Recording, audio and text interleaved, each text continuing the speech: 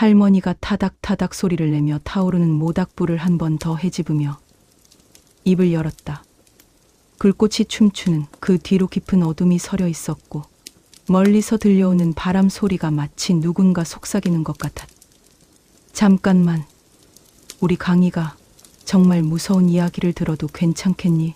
할머니 이야기는 다른 무서운 이야기들과는 차원이 달라. 밤에 혼자 화장실도 못 갈지도 몰라. 손자 강희가 모닥불 너머로 고개를 끄덕이며 대답했다. 괜찮아요, 할머니. 저 이제 초등학교 6학년이에요. 무서운 이야기 정도는 문제 없어요. 그래, 그럼 할머니가 어릴 때 직접 겪었던 이야기를 들려줄게. 지금부터 할머니 말 한마디 한마디 놓치지 말고 잘 들어야 해. 이 이야기는 할머니가 평생 아무에게도 말하지 않았던 비밀이거든. 할머니는 깊게 숨을 들이마시며 오랫동안 간직해온 기억을 꺼내기 시작했다. 그 기억은 마치 오래된 상자를 열 때처럼 묵은 냄새와 함께 되살아났다. 때는 1960년대 초반이었어. 할머니가 너만 했을 때 말이야. 그때는 지금처럼 도시가 발달하지 않아서 대부분의 사람들이 산골짜기 작은 마을에서 살았지. 전기도 제대로 들어오지 않아서 해가 지면 마을 전체가 깜깜해졌어.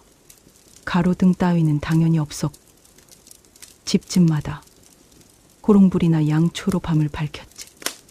할머니가 살던 마을은 정말 깊은 산골이었어. 버스가 다니는 큰 길에서 산길로 2시간을 더 걸어 들어가야 했거든. 그 산길마저 제대로 된 길이 아니라 사람들이 다니면서 만들어진 좁은 오솔길이었어. 비라도 오면 진흙투성이가 되어서 걷기도 힘들 정도였지.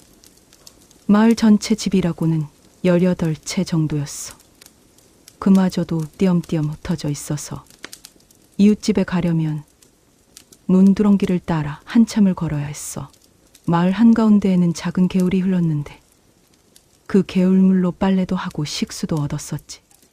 그 마을 이름이 뭐였냐고 물어보겠지만 지금은 댐을 만들면서 물속에 잠겨버렸어. 1980년대에 큰 댐을 만들면서 마을 전체가 숨을 지역이 되었거든. 마을 사람들은 모두 다른 곳으로 이주했고 지금은 그 깊은 물 밑에 할머니의 어린 시절이 잠들어 있어. 아무도 그 마을을 기억하지 않을 거야. 하지만 할머니는 또렷하게 기억하고 있어. 그때 그 마을에서 벌어진 일들을 마치 어제 일처럼 말이지. 마을 사방이 온통 산으로 둘러싸여 있었는데 그 중에서도 마을 뒤편으로는 특히 높고 울창한 산이 우뚝 솟아 있었어. 마을 사람들은 그 산을 장산이라고 불렀어. 왜 장산이라고 불렀는지는 아무도 정확히 몰랐지만 할아버지의 할아버지 때부터 그렇게 불려왔다고 했어. 장산은 정말 신비롭고 무서운 산이었어. 높이가 얼마나 되는지 아무도 끝까지 올라가 본 사람이 없었거든. 산 중턱까지만 올라가도 깊은 안개에 휩싸여서 길을 잃기 쉬워. 온갖 이상한 소리들이 들렸어. 그래서 마을 사람들은 장산 깊은 곳까지는 절대로 들어가지 않았지. 장산은 정말 깊고 어두워서 한낮에도 짙은 그림자가 마을을 덮곤 했어. 특히 오후가 되면 장산의 거대한 그림자가 마을 전체를 뒤덮어서 마치 밤이 일찍 온 것 같은 느낌이었지. 아이들은 그 그림자 속에서 놀기를 무서워했어. 뭔가 지켜보고 있는 것 같은 느낌 때문이었지. 장산에는 온갖 야생동물들이 살고 있었어. 멧돼지, 모루, 산토끼는 물론이고 가끔씩은 곰도 나타났다고 했어. 마을 사람들이 밭일을 하다 보면 종종 산에서 내려온 동물들과 마주치곤 했지. 대부분은 사람을 보면 도망갔지만 가끔씩은 사람을 위협하는 동물들도 있었어. 하지만 그 중에서도 가장 무서운 건 호랑이였어. 그때만 해도 우리나라 깊은 산 속에는 호랑이들이 살고 있었거든. 특히 특히 장산 같은 깊은 산에는 몇 마리의 호랑이가 서식하고 있다고 여겨졌어. 실제로 마을 근처에서 호랑이 발자국을 발견하거나 호랑이가 울부짖는 소리를 들을 때가 있었거든. 마을 어른들은 아이들에게 늘 이렇게 말했어. 절대로 해가 지면 혼자 밖에 나가면 안 된다. 특히 장산 쪽으로는 절대로 가면 안 된다. 장산에는 무서운 것들이 살고 있다. 그런 말을 들을 때마다 아이들은 궁금해했어. 도대체 장산에 뭐가 사는 걸까? 어른들이 말하는 무서운 것들이 호랑이나 곰 같은 맹수들을 가리키는 건지 아니면 다른 더 무서운 뭔가를 말하는 건지 아이들은 알 수가 없었어. 하지만 어른들의 표정을 보면 단순히 동물들만을 걱정하는 것 같지는 않았어. 할머니도 그런 말들을 들으며 자랐지. 하지만 그때는 그냥 호랑이나 곰을 조심하라는 뜻인 줄만 알았어. 아이들끼리 모이면 가끔 장산에 대한 이야기를 하곤 했지. 누가 가장 용감한지 시합하며 장산 입구까지 가보자는 아이도 있었지만 실제로 가보는 아이는 없었어. 너무 무서웠거든. 마을에는 장산에 대한 오래된 전설들이 여러 개 전해져 내려왔어. 그중 하나는 옛날 옛적에 장산 꼭대기에 용이 살았다는 이야기였어. 그 용은 마을을 지켜주는 수호신 같은 존재였는데 어느 날 갑자기 사라졌다는 거야. 그 후로 장산에는 이상한 기운이 감돌기 시작했다고 했어. 또 다른 전설은 장산 깊은 곳에 옛날에 절이 있었다는 이야기였어. 그 절에는 도력이 높은 스님이 살고 있었는데 어느 날 스님도 사라지고 절도 흔적도 없이 사라졌다는 거야. 그 후로 장산에서 종소리가 들린다는 사람들이 있었지만 아무도 그 절을 찾지는 못했어. 하지만 가장 무서운 전설은 장산범에 대한 이야기였어. 아주 오래전부터 전해져 내려오는 이야기였는데 장산에는 보통 호랑이가 아닌 특별한 호랑이가 산다는 거였어. 그 호랑이는 사람의 목소리를 완벽하게 흉내낼 수 있고 사람을 속여서 유인한 다음 해친다는 거였지. 어른들은 그런 이야기를 할 때마다 아이들을 겁주려는 거라고 생각했어. 하지만 가끔씩 어른들끼리 모여서 진지하게 장산범 이야기를 하는 걸 보면 단순히 아이들을 겁주려는 건 아닌 것 같았어. 할머니가 12살이 되던 해 가을, 마을에 이상한 일들이 벌어지기 시작했어. 그해 가을은 유난히 일찍 추워졌고 안개가 자주 끼었어. 특히 장산 쪽에서 내려오는 안개가 마을을 뒤덮는 날이 많았지. 그런 날이면 마을 전체가 희뿌연 안개에 쌓여서 몇 미터 앞도 볼 수 없을 정도였어. 그런 날들이 며칠 계속되던 어느 날 밤, 마을에서 가장 연로하신 김 할아버지가 이상한 이야기를 하기 시작하셨어. 김 할아버지는 마을에서 가장 오래 사신 분으로 마을의 모든 역사를 꿰고 계시는 분이었어. 김 할아버지가 말씀하시기를 요즘 밤이면 장산에서 이상한 소리가 난다는 거야. 처음에는 그냥 바람 소리려니 했는데 며칠 밤을 연속으로 듣다 보니 그게 보통 소리가 아니라는 걸 알겠더라는 거였어. 그 소리를 자세히 들어보니 사람이 부르는 소리 같기도 하고 짐승이 우는 소리 같기도 한 그런 이상한 소리였어. 하지만 분명히 평소에 들어본 적이 없는 소리였고 너무나 섬뜩하고 으스스한 소리라 밤잠을 제대로 잘 수가 없을 정도였다고 하셨어. 김 할아버지 이야기를 들은 다른 어른들도 하나둘씩 고개를 끄덕이며 자신들도 비슷한 소리를 들었다고 했어. 어떤 분은 그 소리가 마치 누군가 도움을 청하는 소리 같다고 했고 어떤 분은 아이가 우는 소리 같다고 했어. 마을 사람들은 처음에는 그 소리의 정체가 뭔지 궁금해했어. 혹시 길을 잃은 사람이 있는 건 아닐까? 아니면 다친 동물이 있는 건 아닐까? 그런 생각들을 했지. 그래서 마을의 젊은 남자들이 용기를 내서 낮에 장산을 올라가 보기로 했어. 혹시 도움이 필요한 사람이나 동물이 있는지 확인해 보려는 거였. 5명의 젊은 남자들이 함께 장산 중턱까지 올라가 보았어. 하지만 산에서는 특별히 이상한 건 발견할 수 없었어. 평소와 다름없는 조용한 산이었지. 다친 사람도 없었고 특별히 이상한 동물의 흔적도 없었어. 그냥 평범한 가을 산의 모습이었어. 젊은 남자들이 실망하며 산에서 내려왔지만 그날 밤에도 여전히 그 이상한 소리가 들려왔어. 오히려 전날보다 더 또렷하게 들렸어. 마을 사람들은 점점 불안해하기 시작했지. 더 이상한 건 그 소리가 매일 밤 조금씩 가까워지고 있다는 거였어. 처음에는 장산 깊숙한 곳에서 희미하게 들리던 소리가 사흘째, 나흘째 되더니 훨씬 가까운 곳에서 들리기 시작했어. 마치 그 소리의 주인이 점점 마을 쪽으로 내려오고 있는 것 같았어.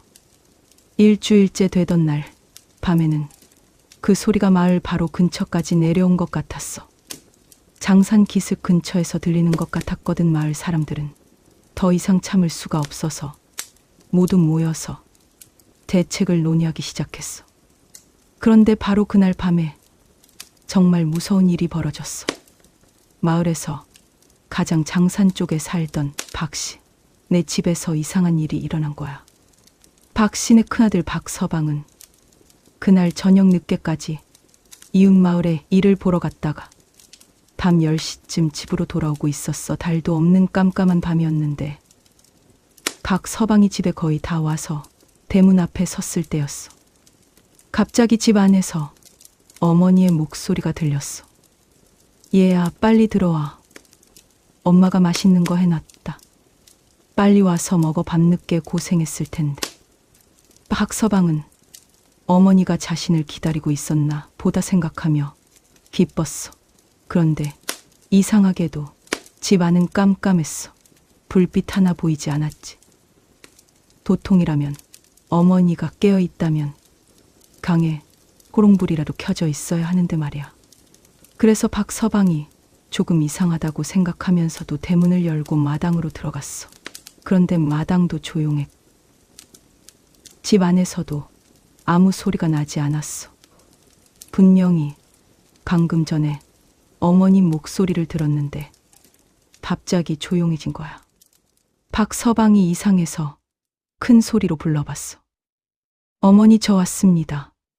어디 계세요? 그런데 집 안에서는 아무 대답이 없었어.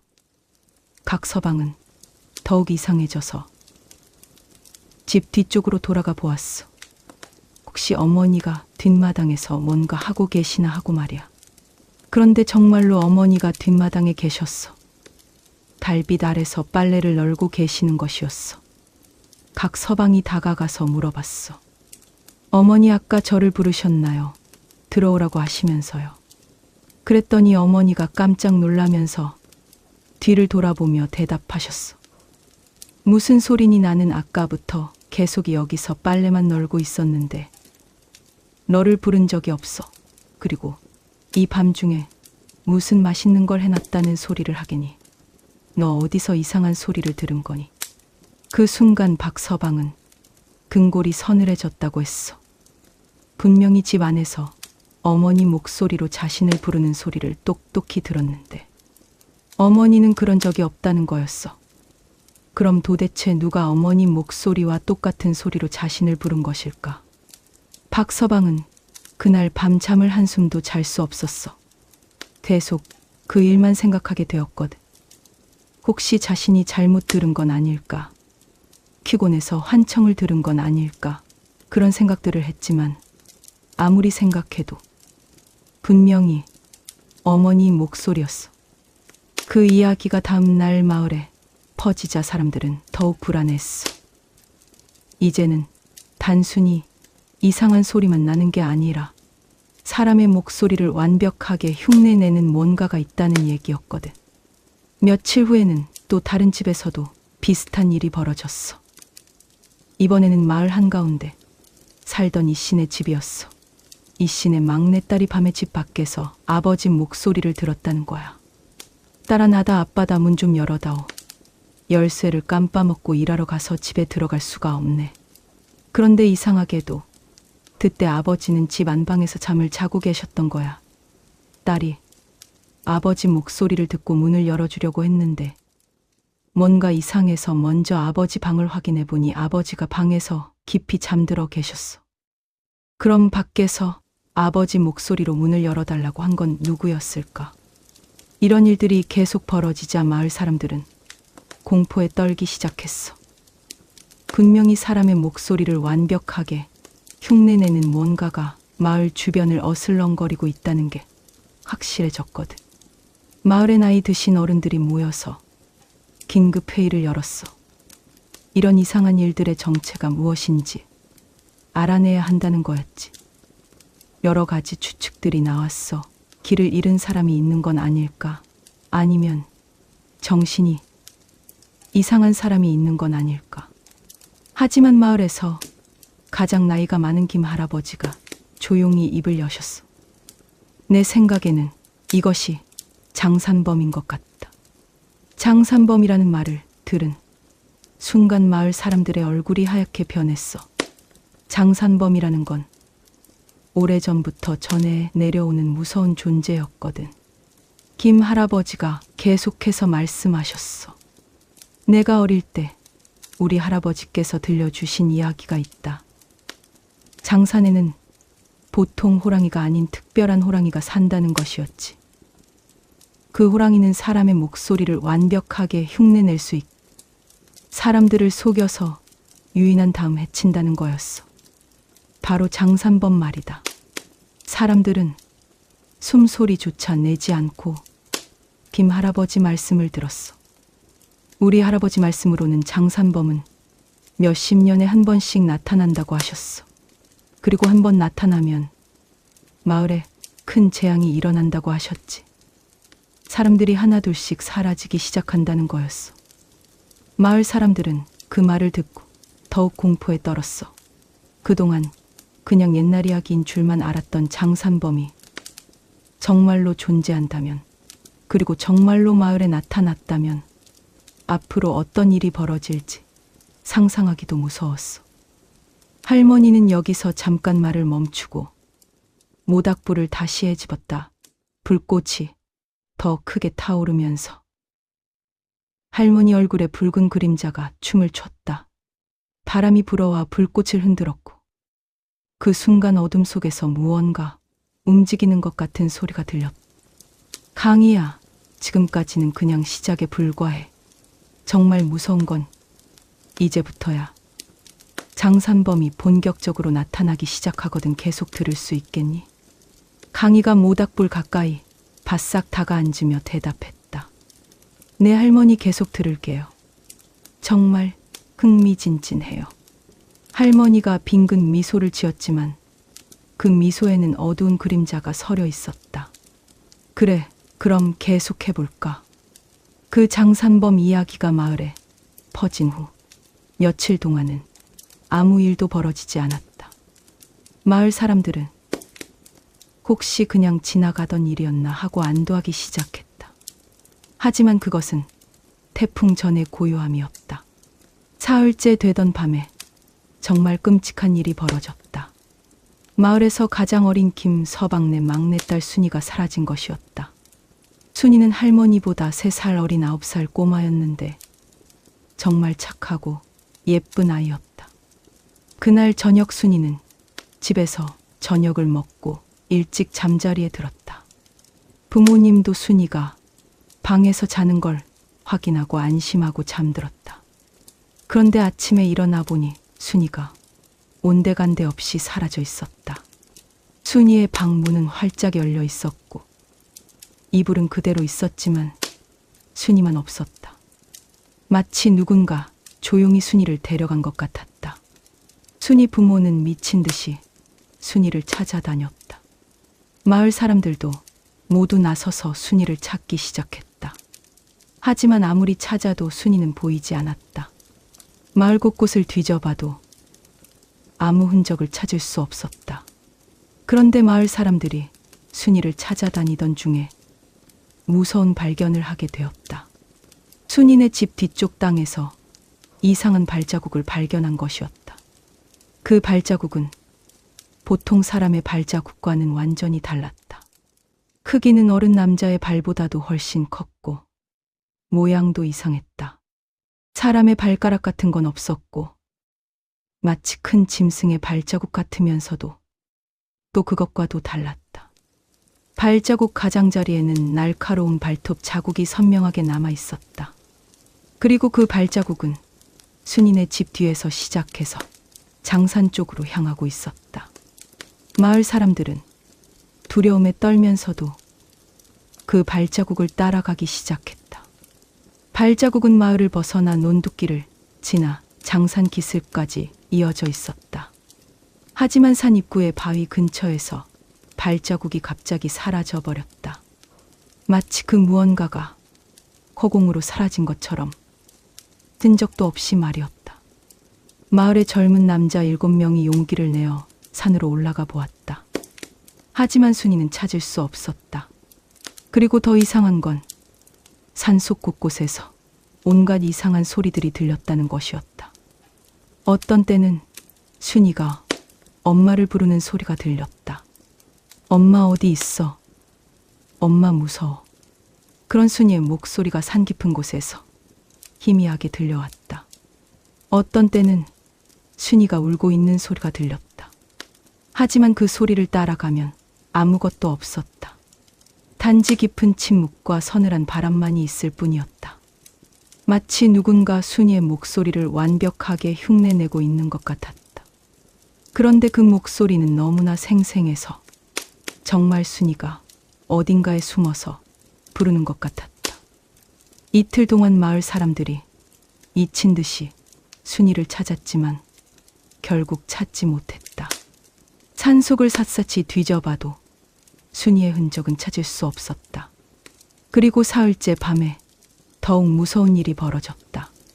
그날 밤 마을 사람들이 모두 잠든 시간, 정확히는 자정이 지난 시각에 마을 곳곳에서 순이의 목소리가 들리기 시작한 것이었다. 엄마 살려줘. 엄마 여기 있어. 엄마 무서워. 순이의 부모는 그 소리를 듣고 미친 듯이 강에서 뛰쳐나갔다. 하지만 그 소리는 마을 여기저기서 들렸다가 사라지기를 반복했다. 마치 순이가 마을 전체를 빠른 속도로 돌아다니면서 부르는 것 같았다. 처음에는 마을 동쪽에서 들리던 소리가 잠깐 사이에 서쪽에서 들렸다가 다시 북쪽에서 들리기를 반복했다. 사람이라면 절대로 그렇게 빨리 움직일 수 없는 속도였다. 다른 마을 사람들도 모두 잠에서 깨어나 밖으로 나왔다. 모든 사람들이 순이의 목소리를 똑똑히 들었다. 하지만 아무도 순이의 모습을 볼 수는 없었다. 그런데 정말 섬뜩한 건 그 목소리가 점점 변하기 시작했다는 것이었다. 처음에는 분명히 순이의 목소리였는데 시간이 지날수록 뭔가 이상해지기 시작했다. 목소리 톤은 똑같았지만 억양이나 말하는 방식이 미묘하게 달라졌다. 그리고 순이가 평소에 쓰지 않던 말들을 하기 시작했다. 사람들아, 나 여기 있어. 이리 와봐. 재미있는 게 있어. 이런 식으로 말하는 건 순이의 성격이 아니었다. 순이는 원래 내성적이고 조용한 아이였는데 이렇게 사람들을 부르는 성격이 아니었다. 마을 사람들은 점점 불안해했다. 그리고 마침내 마을에서 가장 나이 많은 김 할아버지가 떨리는 목소리로 말했다. 이것은 순이가 아니다. 장산범이 순이의 목소리를 흉내 내고 있는 것이다. 그 말이 떨어지자마자 마을 전체에 소름 끼치는 웃음소리가 울려 퍼졌다. 그것은 분명히 순이의 목소리였지만 순이가 절대로 낼 수 없는 무서운 웃음소리였다. 마치 어른이 아이 목소리로 웃는 것 같은 기괴한 웃음이었다. 그 순간 마을 사람들은 확신했다. 순이는 이미 장산범에게 잡혀간 것이고 지금 순이의 목소리를 내는 것은 장산범이라는 것을 말이다. 웃음소리는 점점 커지더니 갑자기 뚝 그쳤다. 그리고 마을에는 죽음 같은 침묵이 흘렀다. 바람 소리도 들리지 않는 완전한 정적이었다. 하지만 그 정적은 오래 가지 않았다. 몇 분 후에 이번에는 다른 목소리가 들리기 시작했다. 마을의 또 다른 아이인 철수의 목소리였다. 엄마, 나 무서워 집에 가고 싶어. 그런데 철수는 그 순간 집에서 어머니 품에 안겨 벌벌 떨고 있었다. 철수 어머니는 아들을 꽉 안고 있으면서도 밖에서 들려오는 철수의 목소리를 들으며 공포에 떨었다. 이제 장산범은 순이뿐만 아니라 다른 아이들의 목소리도 흉내낼 수 있게 된 것이었다. 마을 사람들은 이상 참을 수가 없었다. 마을의 어른들이 모두 모여 긴급 회의를 열었다. 이대로 가다가는 마을에 모든 아이들이 하나씩 사라질지도 모른다는 공포감 때문이었다. 회의 결과 마을 사람들은 큰 결심을 했다. 장산범을 직접 찾아가서 막는 수밖에 없다는 것이었다. 물론 그것은 목숨을 걸어야 하는 위험한 일이었지만 더 이상 기다릴 수는 없었다. 마을의 젊은 남자들이 횃불과 농기구들을 들고 장산으로 향했다. 하지만 그들이 산에 들어서자마자 더욱 무서운 일이 벌어졌다. 산 속에서 그들 자신의 목소리가 들려오기 시작한 것이었다. 각자의 아내나 아이들이 자신들을 부르는 소리가 산 곳곳에서 들렸다. 여보, 빨리 집에 와요. 큰일 났어요. 아빠, 어서 와요. 엄마가 아파요. 이런 목소리들이 들려오자 남자들은 혼란에 빠졌다. 정말 집에 무슨 일이 일어난 건지 아니면 장산범이 자신들을 흩어지게 만들려고 하는 건지 알 수가 없었다. 결국 몇 명은 걱정이 되어서 집으로 돌아갔고 나머지 몇 명만 산에 남았다. 하지만 그들이 더 깊이 들어가자 이번에는 더욱 무서운 일이 벌어졌다. 앞서 가던 이 서방의 목소리가 뒤에서 들렸다. 야, 잠깐 기다려봐. 뭔가 이상한 게 있어. 뒤에 있던 사람들이 뒤돌아보니 이 서방이 서 있었다. 그런데 앞을 보니 이 서방이 거기에도 서 있었다. 똑같이 생긴 이 서방이 두 명이 있는 것이었다. 앞에 있는 이 서방이 말했다. 야, 저게 뭐냐? 저건 나가 아니야. 뒤에 있는 이 서방도 말했다. 무슨 소리야? 저게 가짜야. 나를 잘 봐. 두 이 서방의 모습이 완전히 똑같았다. 목소리도 똑같고 옷차림도 똑같고 심지어 얼굴의 상처까지 똑같았다. 다른 사람들은 어느 쪽이 진짜 이 서방인지 알 수가 없었다. 그런데 갑자기 뒤에 있던 이 서방의 모습이 흐릿해지더니 연기처럼 사라져버렸다. 그리고 그 자리에 거대한 그림자 같은 것이 나타났다가 순식간에 사라졌다. 남은 사람들은 공포에 질려 산에서 도망쳐 나왔다. 그들은 장산범의 정체를 확실히 알게 되었다. 장산범은 단순히 사람의 목소리를 흉내내는 것이 아니라 사람의 모습까지 완벽하게 따라할 수 있는 무서운 존재였다. 그날 밤부터 마을에는 절대 외출 금지령이 내려졌다. 해가 지면 누구든지 집 밖으로 나가서는 안 된다는 것이었다. 그리고 밤에 누군가 자신을 부르는 소리를 들어도 절대로 문을 열어서는 안 된다는 약속도 정했다. 하지만 장산범은 더욱 교활해졌다. 이제는 낮에도 나타나기 시작한 것이었다. 할머니는 여기서 잠시 말을 멈추고 모닥불에 나무를 하나 더 넣었다. 불꽃이 다시 크게 타오르며 주변을 밝혔지만 그 밝음이 오히려 더 깊은 어둠을 만들어내는 것 같았다. 강이야, 이제 정말 무서운 부분이 시작된다. 장산범이 본격적으로 마을 사람들을 하나씩 데려가기 시작하거든. 계속 들을 수 있겠니? 강이가 조금 더 모닥불 가까이 다가앉았다. 할머니의 이야기가 점점 무서워지고 있었지만 계속 듣고 싶었다. 네 할머니 계속해 주세요. 정말 무서워지네요. 할머니가 고개를 끄덕이며 깊은 한숨을 쉬었다. 그래, 이제 정말 무서운 부분이야. 할머니도 이 이야기를 하면서 그때의 공포가 다시 되살아나는 것 같아. 마을의 외출 금지령이 내려진 지 이틀째 되던 날이었다. 그날은 아침부터 이상한 일들이 벌어지기 시작했다. 마을 사람들이 집 안에만 있다 보니 서로 소식을 주고받기 어려워졌다. 그래서 창문 너머로 이웃들과 이야기를 나누곤 했는데 그날 아침 이상한 일이 벌어졌다. 할머니네 옆집에 살던 최아주머니가 창문으로 할머니, 어머니를 불렀다. 언니, 나 좀 봐요. 할머니, 어머니가 창문으로 가서 답했다. 왜 그래요?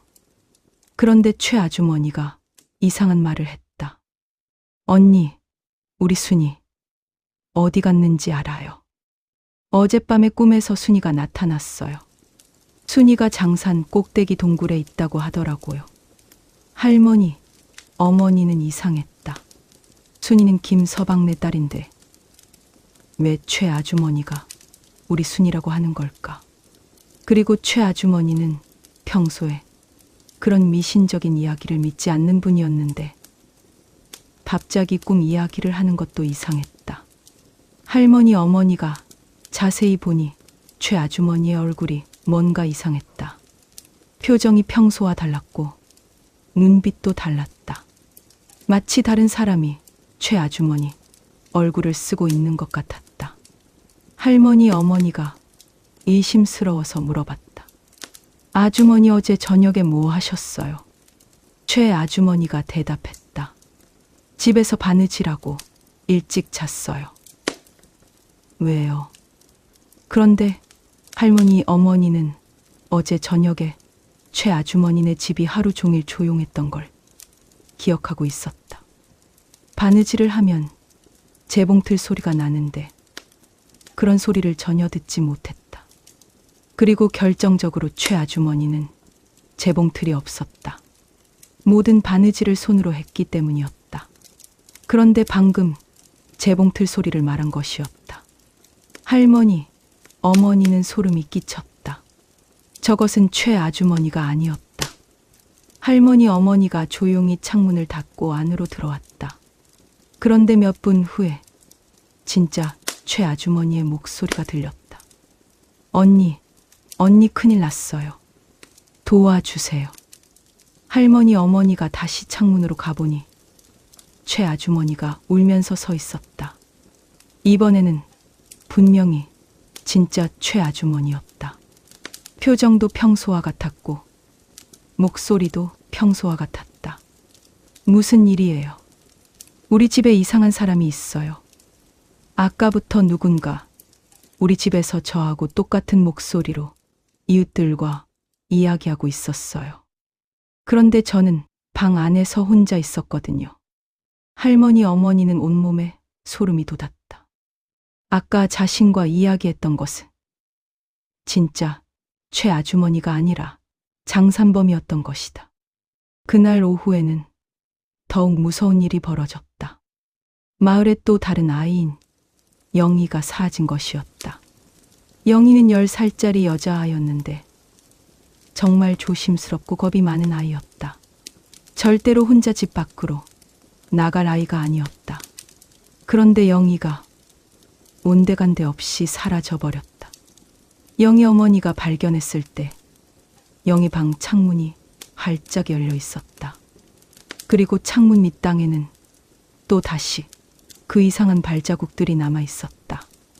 영희는 창문으로 끌려나간 것이었다. 하지만 이번에는 더 무서운 게 있었다. 영희가 사라진 지 1시간도 안 되어서 영희의 목소리가 마을 곳곳에서 들리기 시작한 것이었다. 엄마, 나 여기 있어요. 엄마, 빨리 와요. 영희 어머니는 미친 듯이 그 소리를 따라다녔다. 하지만 소리는 계속 여기저기서 들릴 뿐 영희의 모습은 보이지 않았다. 더 무서운 건 영희의 목소리가 점점 이상해지기 시작했다는 것이었다. 처음에는 분명히 영희의 목소리였는데 시간이 지날수록 뭔가 다른 것이 섞여 들어가는 것 같았다. 엄마, 이리 와요. 재미있는 친구들이 있어요. 순이도 여기 있어요. 영희는 평소에 그런 식으로 말하지 않았다.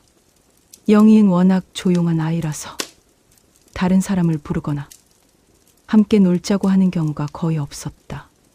그리고 결정적으로 영희는 순이와 별로 친하지 않았다. 나이 차이도 있었고 성격도 달랐기 때문이었다. 그런데 갑자기 순이와 함께 있다고 하는 것이 이상했다. 마을 사람들은 이제 확신했다. 장산범이 아이들을 하나씩 잡아가고 있고 그 아이들의 목소리를 이용해서 더 많은 사람들을 유인하려고 한다는 것을. 그날 밤 마을 어른들이 다시 모였다. 이번에는 정말 심각한 대책을 세워야 했다. 이대로 가다가는 마을에 모든 아이들이 사라질 것이 분명했다. 회의 결과 마을 사람들은 큰 결정을 내렸다. 마을을 떠나기로 한 것이었다. 장산범을 이길 수 없다면 마을을 버리고 다른 곳으로 이주하는 수밖에 없었다. 하지만 문제가 있었다. 마을 밖으로 나가려면 장산 옆길을 지나가야 했다. 다른 길은 없었다. 그리고 그 길은 장산범의 세력권 안에 있었다. 그래도 다른 방법이 없었다. 마을 사람들은 다음 날 새벽 일찍 모두 함께 마을을 떠나기로 했다. 하지만 장산범은 그들의 계획을 알고 있는 것 같았다. 그날 밤부터 더욱 무서운 일들이 벌어지기 시작했다. 밤 10시쯤부터 마을 전체에서 여러 사람들의 목소리가 동시에 들리기 시작했다. 순이의 목소리, 영희의 목소리, 그리고 이미 사라진 줄 알았던 다른 사람들의 목소리까지. 도와주세요. 살려주세요. 무서워요. 이런 목소리들이 마을 사방에서 들려왔다. 마치 마을 전체가 지옥 같은 곳이 된 것 같았다. 그런데 더 무서운 건 그 목소리들이 점점 가까워지고 있다는 것이었다. 처음에는 멀리서 희미하게 들리던 소리들이 점점 집 바로 앞까지 다가오고 있었다. 할머니네 집 앞에서도 순이의 목소리가 들렸다. 할머니, 문 열어주세요. 무서워요. 집에 들어가고 싶어요. 할머니는 그 소리를 들으며 온몸이 떨렸다. 분명히 순이의 목소리였지만 순이는 이미 사라진 지 일주일이 지났다. 저것은 장산범이 순이의 목소리를 흉내 내는 것이 분명했다. 하지만 그 목소리가 너무나 생생하고 슬펐다. 정말 순이가 밖에서 도움을 요청하는 것 같았다. 할머니는 문을 열어주고 싶은 충동을 느꼈다. 할머니 어머니가 할머니를 꽉 안으며 말했다. 절대로 문을 열면 안 돼. 저건 순이가 아니야. 순이의 목소리는 1시간 넘게 계속되었다. 처음에는 도움을 요청하는 목소리였다가 점점 화가 난 목소리로 바뀌었다. 왜 문을 안 열어주세요? 저 정말 순이에요. 왜 저를 도와주지 않아요? 그리고 마침내 그 목소리가 무서운 웃음소리로 바뀌었다. 히히히 알고 있어요. 당신들이 내일 도망가려는 거 다 알고 있어요. 할머니 가족들은 소름이 끼쳤다. 장산범이 정말로 그들의 계획을 알고 있었던 것이다. 다음 날 새벽 마을 사람들이 짐을 싸고 모였다. 하지만 이상한 일이 벌어졌다. 마을 사람들 중 절반 정도가 나타나지 않은 것이었다. 사람들이 그 집들을 확인해 보러 갔지만 그 집들은 모두 비어 있었다. 사람들이 온데간데 없이 사라져 있었다. 결국 남은 사람은 10명 정도뿐이었다. 원래 마을 전체 인구의 절반도 안 되는 숫자였다. 남은 사람들은 공포에 떨면서도 마을을 떠나기로 했다. 더 이상 머물러 있으면 모두 사라질 것이 분명했다. 그런데 마을을 떠나려고 장산 옆길로 향하던 중에 정말 무서운 일이 벌어졌다. 길 중간에 사라진 사람들이 모두 서 있었던 것이다. 순이, 영희, 그리고 어제 밤 사라진 어른들까지 모두 길목에 서서 마을 사람들을 기다리고 있었다. 하지만 그들의 모습이 이상했다. 얼굴은 분명히 그들이었지만 표정이 전혀 달랐다. 마치 다른 무언가가 그들의 몸을 조종하고 있는 것 같았다. 순이가 말했다. 어디 가세요? 마을이 이렇게 좋은데 왜 떠나려고 해요? 영희가 말했다. 우리와 함께 놀아요. 정말 재미있어요. 사라진 어른들도 하나씩 말했다. 마을을 떠나면 안 돼요. 여기가 우리 집이에요. 하지만 그들의 목소리에는 감정이 전혀 없었다. 마치 기계가 말하는 것 같았다. 마을 사람들은 그들을 피해서 다른 길로 가려고 했다. 하지만 어디로 가든 사라진 사람들이 길목을 막고 서 있었다. 결국 마을 사람들은 다시 마을로 돌아갈 수밖에 없었다. 장산범이 그들을 마을에서 벗어나지 못하게 하고 있었던 것이다. 그날 밤 마을에 남은 사람들은 절망에 빠졌다. 떠날 수도 없고 머물러 있으면 하나씩 사라질 것이 분명했다. 정말 갈 곳이 없었다. 하지만 그때 마을에서 가장 나이 많은 김 할아버지가 말했다. 한 가지 방법이 있다. 장산범을 직접 찾아가서 맞서는 것이다. 다른 사람들은 그 말을 듣고 놀랐다. 그건 자살행위나 마찬가지예요. 하지만 김 할아버지는 고개를 저었다. 장산범에게도 약점이 있을 것이다. 우리 조상들이 전해준 방법이 있다. 김 할아버지가 말하기를 장산범은 자신의 진짜 모습을 들키며 힘을 잃는다고 했다. 그리고 장산범의 진짜 모습은 장산 꼭대기 동굴에서만 볼 수 있다고 했다. 하지만 그곳에 가려면 목숨을 걸어야 했다. 장산범이 온갖 방법으로 방해할 것이 분명했기 때문이었다. 마을 사람들은 마지막 희망을 걸고 그 계획에 동의했다. 다음 날 밤 장산 꼭대기로 올라가기로 한 것이었다. 할머니는 여기서 잠시 말을 멈추고 모닥불을 바라보았다. 불꽃이 흔들리면서 할머니 얼굴에 그림자가 춤췄다. 강희야, 이제 정말 마지막 부분이야. 할머니가 직접 장산범과 마주친 이야기 말이다. 정말 무서우니까 마음의 준비를 하려. 강희가 침을 꿀꺽 삼키며 할머니를 바라보았다. 이제 정말 마지막 이야기가 시작될 것 같았다. 네, 할머니. 할머니가 직접 장산범을 봤다는 거죠. 할머니가 고개를 끄덕였다. 그 순간 바람이 불어와 모닥불을 크게 흔들었다. 그래, 할머니가 평생 잊을 수 없는 그 무서운 밤의 이야기를 들려줄게. 다음 날 밤이 되었다. 마을에 남은 사람들은 모두 8명이었다. 김 할아버지, 할머니 부모님, 이서방 부부, 박서방, 그리고 할머니까지. 정말 작은 숫자였지만 그들이 마을의 마지막 희망이었다. 해가 지기 전에 모든 준비를 마쳤다. 횃불을 들고 장산으로 향했다. 김 할아버지가 앞장섰고 나머지 사람들이 뒤를 따랐다. 할머니는 부모님 사이에 끼어서 걸었다. 장산 입구에 도착했을 때는 이미 깜깜해져 있었다. 산 전체가 거대한 검은 괴물처럼 보였다. 바람이 불 때마다 나무들이 흔들리면서 무서운 소리를 냈다. 산길은 험했다. 낮에도 걷기 어려운 길이었는데 밤에는 더욱 위험했다. 하지만 그들은 포기할 수 없었다. 이것이 마지막 기회였다. 1시간 정도 올라가자 이상한 일이 벌어지기 시작했다. 앞서 가던 김 할아버지가 갑자기 멈춰섰다. 이상하다. 길이 이상해졌어. 김 할아버지는 이 산을 수십 년 동안 다녔던 분이었다. 그런데 길이 평소와 달라져 있었다. 원래 있어야 할 바위가 없어져 있고 없어야 할 나무가 자라나 있었다.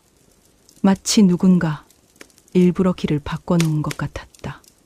그래도 김 할아버지는 방향 감각을 잃지 않고 계속 올라갔다.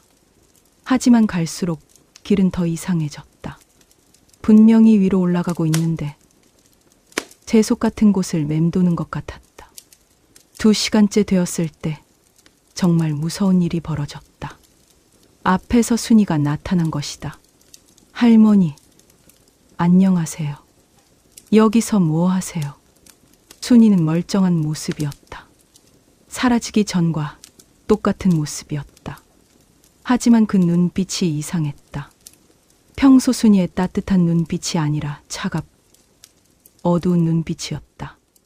할머니는 무서워서 부모님 뒤로 숨었다.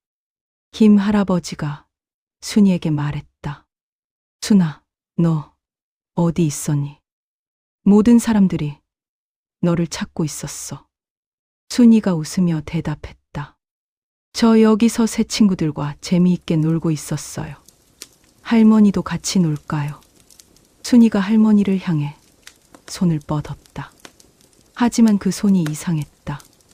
손톱이 너무 길고 날카로웠다. 사람의 손톱이 아니었다. 할머니 아버지가 할머니를 보호하며 말했다.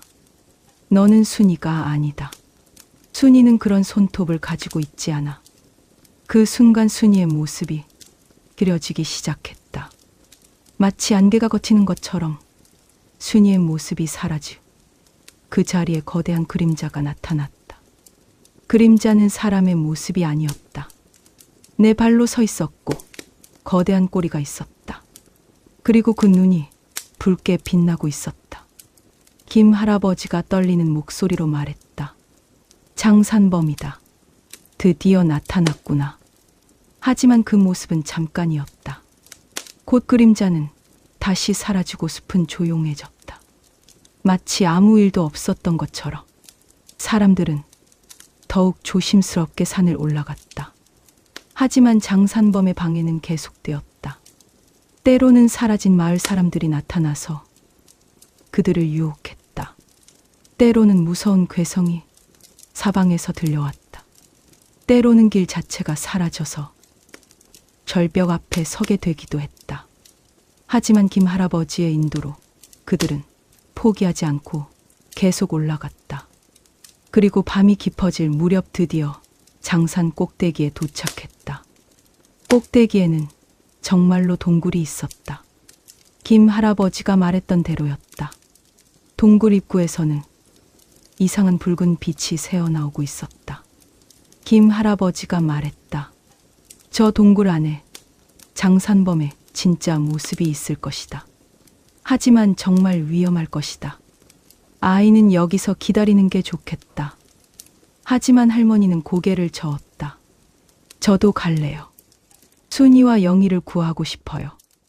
결국 모든 사람이 함께 동굴로 들어가기로 했다.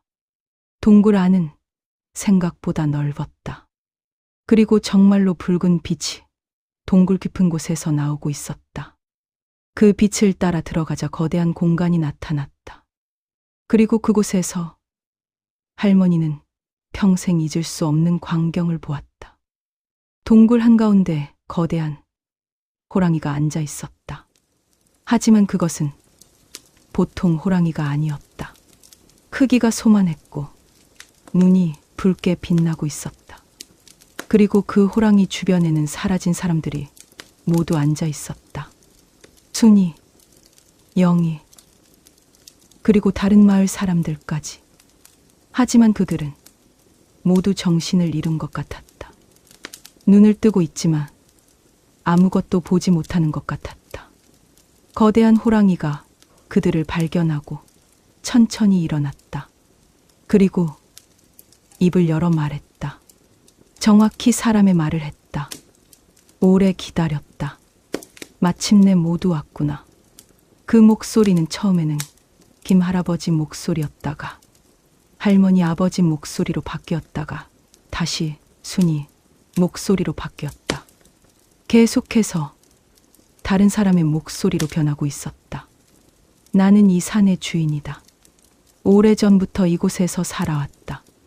너희 인간들이 내 영역을 침범했기 때문에 벌을 주는 것이다. 김 할아버지가 용기를 내어 말했다. 사람들을 돌려보내라. 그들은 아무 잘못이 없다. 장산범이 웃었다. 그 웃음소리가 동굴 전체에 울려 퍼졌다. 잘못이 없다고. 너희가 내 산에서 나무를 베고 사냥을 하지 않았나? 너희가 내 평화를 깨뜨리지 않았나? 할머니는 그때 이상한 것을 발견했다. 장산범의 발 밑에 작은 돌이 있었는데 그 돌이 붉게 빛나고 있었다. 그리고 장산범의 힘이 그 돌에서 나오는 것 같았다. 김 할아버지가 말했던 약점이 바로 그것인 것 같았다. 할머니는 조용히 부모님에게 속삭였다. 저 돌을 부수면 될 것 같아요. 하지만 그 돌에 다가가기는 쉽지 않았다. 장산범이 바로 옆에 서 있었기 때문이었다. 그때 이 서방이 용기를 내어 장산범에게 달려들었다. 장산범의 주의를 끌기 위해서였다. 장산범이 이 서방을 향해 발톱을 휘둘렀다. 이 서방은 간신히 피했지만 장산범의 공격은 무서웠다. 그 틈을 타서 할머니가 그 붉은 돌로 달려갔다. 작은 몸집이라서 장산범의 눈에 잘 띄지 않았다. 할머니가 돌 앞에 도착해서 힘껏 돌을 들어 올렸다. 그 돌은 생각보다 무거웠지만 할머니는 온 힘을 다해 돌을 바닥에 내려쳤다. 돌이 깨지는 순간 동굴 전체가 흔들렸다. 그리고 장산범이 무서운 비명을 질렀다. 내 힘이. 장산범의 거대한 몸이 흔들리기 시작했다. 그리고 점점 작아지기 시작했다. 마침내 장산범은 보통 호랑이 크기로 줄어들었다. 그리고 그 호랑이도 점점 투명해지더니 완전히 사라져버렸다. 장산범이 사라지자 사라진 사람들이 모두 정신을 차렸다. 순이가 가장 먼저 일어나서 울면서 말했다. 무서웠어요. 정말 무서웠어요. 모든 사람들이 무사히 구출되었다. 그들은 기쁨의 눈물을 흘리며 서로를 껴안았다. 하지만 아직 끝나지 않았다. 동굴이 무너지기 시작한 것이다. 장산범의 힘이 사라지면서 동굴을 지탱하던 마법도 사라진 것 같았다. 모든 사람들이 급히 동굴에서 빠져나왔다. 그리고 동굴은 완전히 무너져 내렸다. 산 꼭대기에서 마을을 내려다보니 마을의 불빛들이 하나둘씩 켜지고 있었다. 장산범이 사라지자 마을에도 평화가 돌아온 것 같았다.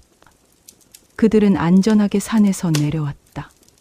그리고 마을 사람들은 다시 평범한 일상으로 돌아갈 수 있었다.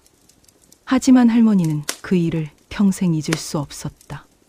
특히 장산범의 그 붉은 눈과 무서운 목소리는 꿈에서도 나타나곤 했다.